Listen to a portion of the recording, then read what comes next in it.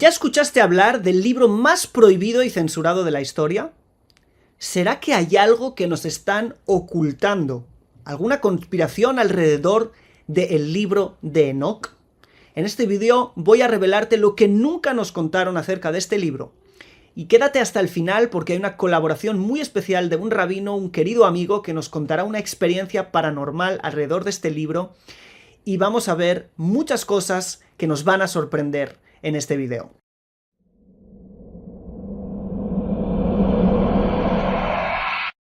Shalom a todos, me llamo Daniel Chapán, bienvenidos a nuestro canal. En esta ocasión venimos a hablar del libro más misterioso de toda la historia. Este video lo dividiremos en 5 partes para que quede muy claro, de alguna manera, de qué libro estamos hablando, qué está escrito en él y cómo podemos sacar beneficio del mismo. En la primera parte hablaremos de qué es el libro de Enoch y qué no. En la segunda parte, cuándo fue escrito. En la tercera, en qué idioma y cómo se transmitió hasta nosotros. En la cuarta parte, qué está escrito en él. Y en la quinta parte, la conspiración alrededor de este libro. Y terminaremos con una colaboración y de alguna manera reflexionando cómo podemos sacar beneficio personal y espiritual del libro de Enoch. Shalom, quiero hacer una pausa de unos pocos segundos para invitarte a la Academia Co-Creadores en WhatsApp, donde vamos a tener materiales completamente inéditos, míos y de otros ponentes en hebreo, disponibles en español. Si quieres unirte al grupo de WhatsApp, haz clic en el link que está en la descripción del video o en el primer comentario fijado. Vamos a por la primera parte. El libro de Enoch es un misterioso libro en la tradición judía, considerado uno de los libros apócrifos, por cuanto no entró en el canon bíblico. El libro lleva el nombre del personaje bíblico Enoch o Hanoch en español, y ya el relato bíblico le da una sombra de misterio a este personaje, pues de él está escrito que nunca murió, o como mínimo esta puede ser una posible interpretación de ese texto. Está escrito allí en el capítulo 5, ¿sí? En Génesis capítulo 5, verso 25, y no está, pues lo tomó Dios. Si quieres saber más acerca de estos textos que hablan de Enoch y el misterio y cómo descodificar los textos bíblicos, ¿sí? En hebreo original, te dejo aquí en la etiqueta acerca de Enoch, para que lo puedas ver después. Muchos interpretaron este pasaje como que Dios se lo llevó del mundo, y ahí empezó la sombra de misterio alrededor de Enoch. A nivel técnico tenemos que saber que hay varios libros de Enoch. El primero es el primer libro de Enoch, o el libro de Enoch Aleph en hebreo, y es el cual nosotros vamos a hablar. Es el famoso libro de Enoch, el más antiguo y el del que hablaremos hoy. El segundo fue encontrado en una antigua iglesia eslava y se le conoce como Los Secretos de Enoch, o el segundo libro de Enoch, pero no tiene que ver con el primero. Algunos lo datan un siglo antes de la era común, otros un siglo después, y según el investigador israelí Abraham Kahana, se escribió en Jerusalén en hebreo mientras estaba construido el templo. Eso es lo que sabemos. Luego está el tercer libro de Enoch, o el Enoch hebreo. Es un libro que data la Edad Media temprana, el siglo V aproximadamente, y aunque el libro mismo se dice ahí que se escribió en el segundo siglo, se data más tarde. Algunos lo llamaron el libro de Enoch de Rabbi Ishmael, sumo sacerdote, y tiene muchos parecidos con el libro de Enoch el primero. Nosotros nos vamos a centrar, como hemos dicho, en el primer libro, pero es importante para mí que lo sepan por si algún día están leyendo algún libro de Enoch, tienen que saber cuál de ellos está leyendo. Vamos a la segunda parte del video, cuándo fue escrito y las influencias de la época. Esta es una parte muy importante para entender la quinta. Se cree que el libro de Enoch se escribió en el tercer siglo antes de la era común, y es muy importante entender este contexto histórico. Entre el final del canon bíblico, que es también el final de los profetas y de la profecía en Israel, y los primeros libros que se escribieron en la época del Segundo Templo, ¿sí? En el judaísmo del Segundo Templo, que tenemos hoy como la Mishnah, hay una época en medio que de alguna manera es como si no hubiera mucha literatura. Cuando tú entres en una yeshiva, en un centro de estudios judío en el día de hoy, Vas a encontrar el Tanaj, sí, la Biblia, y después los libros van a empezar a citar el siglo II aproximadamente. ¿Qué pasó en el medio? Sí, es como si hubiera un hueco literario, ¿sí? La verdad es que no se escribieran libros. Hay una literatura. Se escribieron libros, pero eran libros que no entraron en el canon bíblico y fueron llamados Sfarim HaChitzonim, los libros externos, ¿sí? De alguna manera les dejaron fuera. Para entenderlo mejor, según la tradición judía, después de los profetas Egeo, Zacarías y Malaquías, que son los últimos, se terminó la profecía en Israel, ¿sí? Y estos libros eran posteriores a estos profetas. Por lo tanto, no se considera que escribieron con Nebuat Emet, con profecía de verdad. El problema es que estos libros tienen una cercanía muy grande a la literatura bíblica. Estos tienen un estilo muy parecido al mismo. De hecho, hay partes del libro de Enoc muy parecidas, por ejemplo, a partes del libro de Daniel que sí entró en el canon. Como los sabios dejaron fuera estos libros, digamos, del canon, esto no fue algo tan sencillo y que todo el mundo estuviera de acuerdo. Nosotros vemos en muchos grupos de la época, ¿sí? Lo que son llamadas las sectas del tiempo del judaísmo del Segundo Templo, no sectas como hoy, sino grupos como los esenios, por ejemplo, o otros grupos, los hijos de la luz, etc. Vemos muchas influencias de estos estilos de los libros apócrifos en sus vidas, en su manera de pensar, en sus escritos también, ¿ok? Entonces, vemos como en esa época no todo fueron flores. Por eso, la Mishnah misma nos dice en el Tratado de Sanedrín, capítulo 10, que Kol hakoreh basfarim hachitzonim, ¿sí? Todo el que lee los libros apócrifos o los libros externos, en lo helek laolam haba, no tiene parte en el mundo venidero, hasta ese punto. ¿Pero qué quiere decir eso en verdad? Algunos entendieron que están prohibidos, otros entendieron que no son los libros apócrifos, sino fueron algunos libros que realmente eran libros llenos de herejías y llenos de tonterías. Pero podemos leer esto de otra manera. ¿Qué es Kol hakoreh? Todo el que lee. La palabra koreh, ¿sí?, es usada muchas veces en la Mishnah y en el Talmud para hablar de aquel que lee la Mikra, que de hecho la palabra Mikra, que es una palabra para Biblia, está basado en el libro de Esdra 8.8, ahí está escrito así, es una palabra que habla de Biblia y viene del verbo leer. Entonces, todo el que lee los Sfarim HaChitzonim es todo aquel que los hace Mikra, que de alguna manera dice que estos libros son libros de profecía de verdad. Esos son los que de alguna manera se fue dicho de ellos lo que fue dicho. Pero, ¿por qué? Parece ser que había una lucha oculta, ¿sí?, contra otras tradiciones, como hemos dicho. Pero ¿por qué es tan importante? Antes de explicar por qué es tan importante, quiero decirte que también si examinas los libros de la tradición rabínica, la tradición judía, ¿sí?, los libros apócrifos no son tan malos. Son libros que han sido citados. Por ejemplo, el libro Ben Sirá es citado en el Talmud, y como explicaremos, el libro de Enoc es citado en el Zohar varias veces. Lo único que hay que tener bien claro la diferencia. Hay el Tanaj y hay libros externos, son otra cosa. El ser otra cosa es algo muy importante para los sabios. Primero tengamos en cuenta qué influencia ha tenido la Biblia, ¿sí?, a nivel universal. Esta influencia tan grande, de alguna manera fue prevista por los sabios, que cuando cerraron el canon lo cerraron con un mensaje específico para conseguir una consecuencia, ¿sí?, específica. Cuando nosotros leemos el Tanaj, ¿sí?, en general, este es armónico, mientras que estos libros Hitzonim tienen otro tipo de mensaje. Déjame ponerte un ejemplo.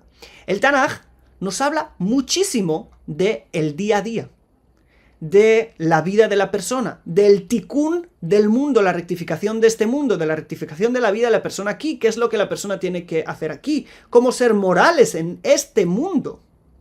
Hay un enfoque muy grande aquí, hasta el punto que en todo el Tanaj no encuentras recompensa espiritual por el cumplimiento de los preceptos. Lo que sí encuentras es recompensa aquí, por el cumplimiento de los preceptos. De hecho, en la lectura del Shema Israel, la lectura más importante, vemos que ¿qué hay en recompensa del cumplimiento y de amar a Dios esto? Lluvia para nuestros campos, ¿sí? Se saciarán nosotros y nuestros animales, etcétera, etcétera, etcétera. Vemos que el Tanaj está mucho más concentrado en este mundo. Mientras que todos estos libros, también por la época en la que se escribieron, que es una época después del exilio, que es una época donde Israel no tenía más su nación, donde se preveían muchas cosas negativas, de alguna manera, por instinto parece ser, empezaron a hablar de otros mundos, empezaron a hablar de el futuro, porque no había presente. Entonces se centraron mucho más en los ángeles, los cielos, lo que va a pasar, hasta el punto que en el libro de Enoch casi no tienes referencias de cómo ser una persona mejor o cómo servir a Dios mejor en tu día a día, sino hay un montón de mensajes a futuro. Imagínense que los mensajes que hubieran pasado a todas las generaciones fueran estos. Hay una diferencia muy grande. Los mensajes morales del Tanaj, siempre decimos, que han cambiado el mundo. El hecho del valor de la vida, el hecho de que haya un día de descanso para toda la humanidad, el hecho de que la esclavitud se considere como algo negativo, porque el que lee correctamente el Tanaj, aunque hay esclavitud, se dará cuenta de que el Tanaj pone leyes en contra de la esclavitud, de la libertad de los esclavos cada cierto tiempo, etcétera, etcétera. Todos esos mensajes que hablan del tikkun del mundo, de alguna manera se hubieran difuminado, ¿sí? Se hubieran desequilibrado y hubieran tomado más fuerza, mensajes que parece ser que los sabios decidieron que esos no son los mensajes que tienen que pasar al mundo. El estar ocupado en el futuro, en los cielos, de alguna manera te hace, sin querer, abandonar aquí. Así que quiero decirte que el contexto del tiempo en el que se escribió y el por qué fue dejado, digamos, fuera y todo lo que hay alrededor del libro de Enoch no es casualidad. No es casualidad en absoluto. Todo esto aparte de que los sabios seguramente vieron con su grandeza que estos libros tienen profecía y estos no, ¿sí? Te estoy dando motivos más lógicos y comprensibles acerca del porqué. Así pues, podemos concluir que el libro de Enoch se escribió en una época donde había cierto conflicto, ¿sí? Digamos, atrás del telón, y que eso obviamente influencia en la relación que hoy tenemos con este libro.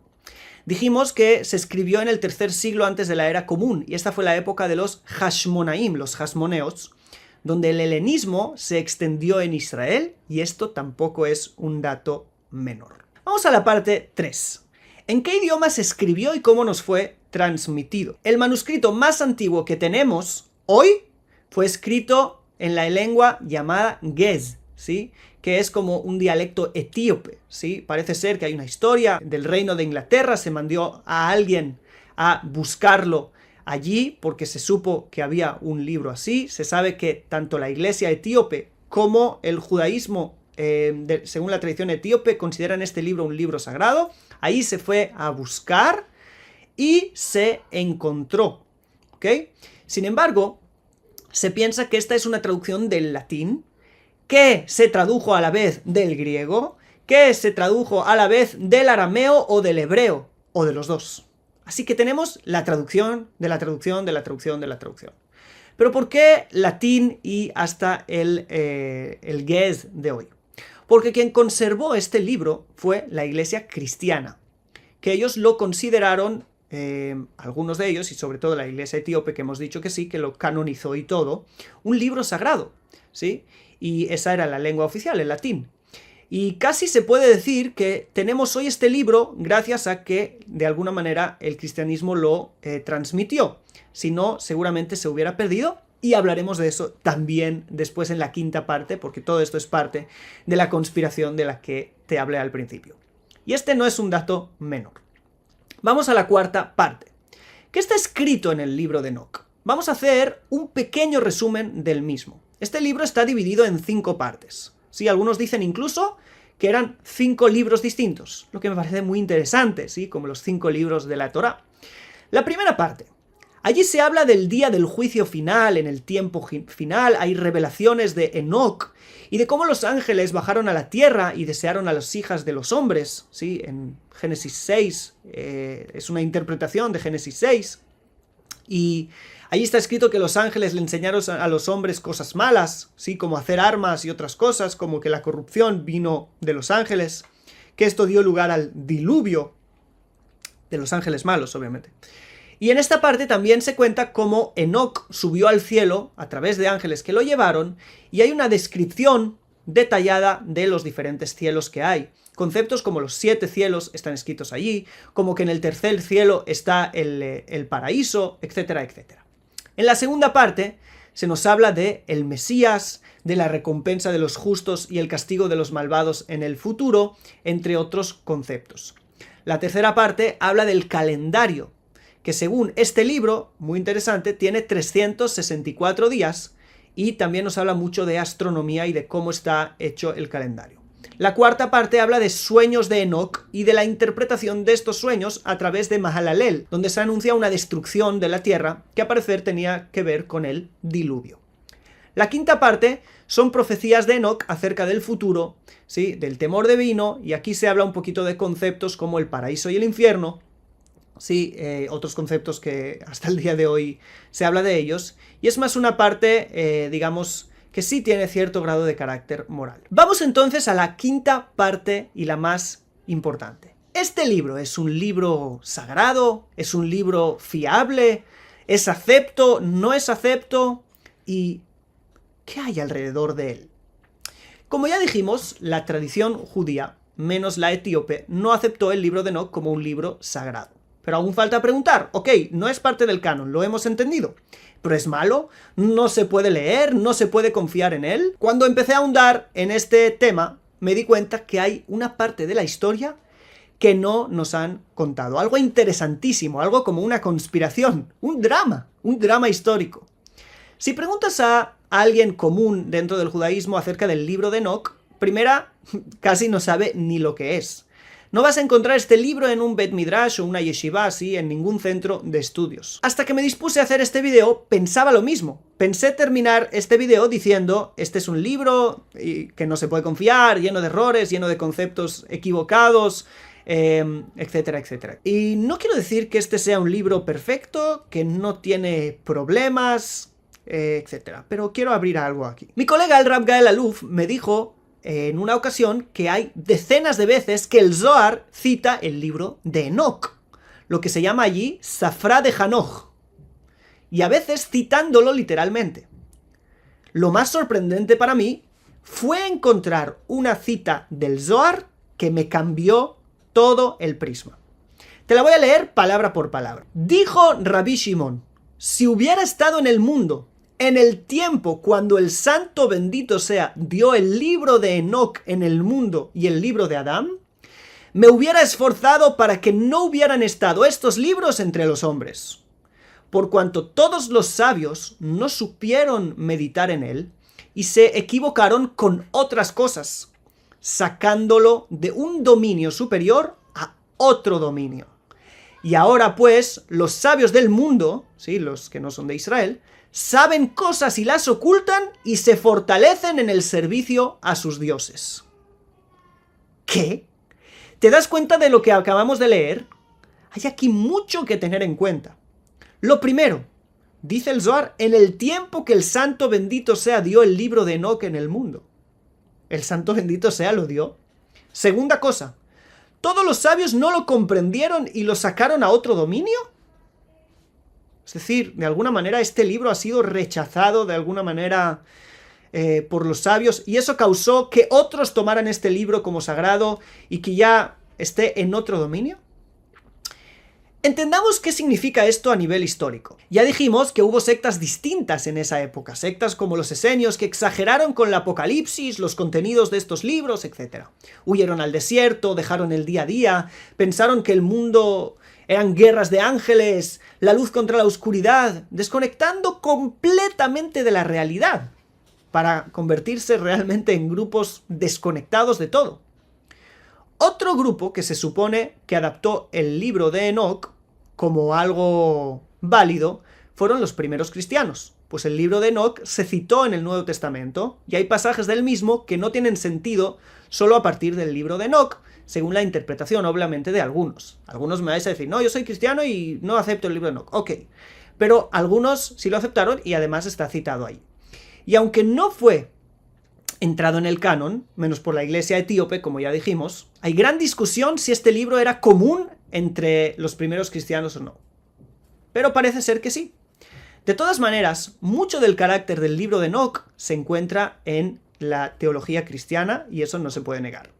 Ángeles que se rebelan, ¿sí? Satanás, el ángel revelado, se revela contra Dios, guerras del bien y del mal, un Mesías con mucho carácter espiritual. Le pregunté a ChatGPT que me diga cómo es el Mesías según el libro de Enoc. Y me dijo cosas como esta. En el libro de Enoc, el Mesías es descrito como el Hijo del Hombre, y se presenta como una figura cósmica que desempeña un papel importante en la salvación de la humanidad, y en la lucha contra las fuerzas del mal. En el libro de Enoc, el Mesías es presentado como una figura preexistente que existía antes de la creación del mundo. Se le describe como el elegido, y bendecido ante la existencia y un Hijo del Hombre que tiene justicia, y con el cual se ha revelado toda la justicia. Así que quizás a partir de este libro se desarrollaran algunas ideas, ¿sí?, de algunos de los grupos de la época del Segundo Templo, ¿sí?, a partir de interpretaciones de libros como este. Lo que es obvio que, por ejemplo, para Rabbi Akiva, ¿sí?, que vio a Bar Kokhba como el Mesías, estas cosas no eran así, como mínimo no en un sentido literal. Y aunque él no fue, pero el patrón como mínimo quedó claro de que no estaban esperando a alguien como en el libro de Enoc. Y ahora veamos la opinión de Rabbi Shimon Bar Yochai, que era también alumno de Rabbi Akiva. Por un lado vemos el Zohar, que es la tradición oculta, y por otro lado tenemos a Rabbi Shimon ben Yochai en la tradición más revelada. Por ejemplo, en el Midrash Bereshit Rabbah dijo así: y vieron los hijos de Dios, ¿sí?, citando a Bereshit 6, las hijas de los hombres, y dice Rabbi Shimon les llamó hijos de los jueces a estos hijos de Dios, ¿sí? Benei Elohim, Elohim significa jueces, y Rabbi Shimon Bar Yochai maldijo a todo el que les llame hijos de los ángeles. Pero ¿dónde está escrito que una interpretación de que estos eran hijos de ángeles? Esos hijos de Dios eran ángeles. En el libro de Enoc. ¿Y por qué si Rabbi Shimon nos dijo antes, ¿sí?, que el libro de Enoc es un libro que era un libro dado por Dios y que era un libro que no fue entendido? Y ahora nos dice esto. Y más, la interpretación que estos eran ángeles no está solo en los libros fuera de la tradición rabínica, sino también dentro. Libros como Pirkei de Rabbi Eliezer, ¿sí?, que es un Midrash, o el Midrash Yalkut Shemoni, o incluso el mismo Zohar, escrito por Rabbi Shimon en varios lugares. Por ejemplo, parte 1.37a o parte 1.55a, nos dice que estos Benei Elohim se pueden entender como ángeles. Así que ahora ya la confusión es total. Lo que no tengo duda es que hay aquí algo que no se nos ha contado. Pero creo que las palabras de Rabbi Shimon Bar Yochai se pueden explicar claramente. El libro en sí es bueno, pero como no supieron interpretar los secretos ocultos en él, e interpretaron muchas cosas a nivel literal, ¿sí?, como que realmente vinieron ángeles a juntarse con las mujeres, y no entendieron que hay conceptos espirituales detrás de estos mensajes, o que el Mesías existe antes de la creación, etc. Y no comprendieron que esos son mensajes profundos, secretos, que deben ser interpretados a partir de introducciones correctas, y no como fueron interpretadas seguramente en la época. Y ahora, al decir, ok, pues no queremos ocuparnos en este libro, eso hizo que el libro pasara a otro dominio, ¿sí? Si los que tenían las introducciones correctas para entenderlo no se ocuparon en él y dijeron, no, este libro fuera, ahora este libro pasó a manos de otros que interpretaron a su manera lo que quisieron interpretar. ¿Y qué dice Rabbi Shimon Bar Yochai en el Zohar? Dice, ahora personas fuera se fortalecen en el servicio a sus dioses. Es decir, como el libro en sí, en vez de ayudar en algo, fortalece ideas erróneas, dice Rabbi Shimon Bar Yochai. Pero como ya hemos dicho, vemos que el Zohar sí cita el libro en decenas de ocasiones. Significa que en el Zohar están las introducciones correctas, ¿sí?, para entender estos conceptos sin caer en los errores que muchos cayeron en ellos por causa de leer libros como el libro de Enoc. Así que podríamos decir que el libro de Enoc fue el libro incomprendido por un lado y el libro despreciado por el otro. Como persona ultra curiosa, no voy a poder sino empezar a ahondar un poco más en este libro, teniendo en cuenta los problemas que tiene. Primero, la falta de tradición. Ha sido un libro que fue encontrado hace unos 4 siglos aproximadamente. ¿Qué habrá pasado con estos manuscritos? ¿Qué se habrá añadido allí? ¿Qué se habrá quitado? ¿Qué no hay una transmisión fidedigna alrededor de él? Segundo, las tantas traducciones que pasó. Otros conceptos que pueden quizás contradecir, otras cosas que son bases para nosotros, etcétera, etcétera, etcétera. Teniendo en cuenta esto, y aún así, sabiendo lo que está escrito en el Zohar, creo que hay que darle una nueva oportunidad al libro de Enoc para verlo distinto, para verlo desde un punto de vista completamente renovado. No estoy seguro, ni estoy afirmando nada. Estoy yo en un proceso de curiosidad y de búsqueda, así que no digan, Daniel ha dicho que el libro de Enoc sí, o que el libro de Enoc no, o que el libro de Enoc...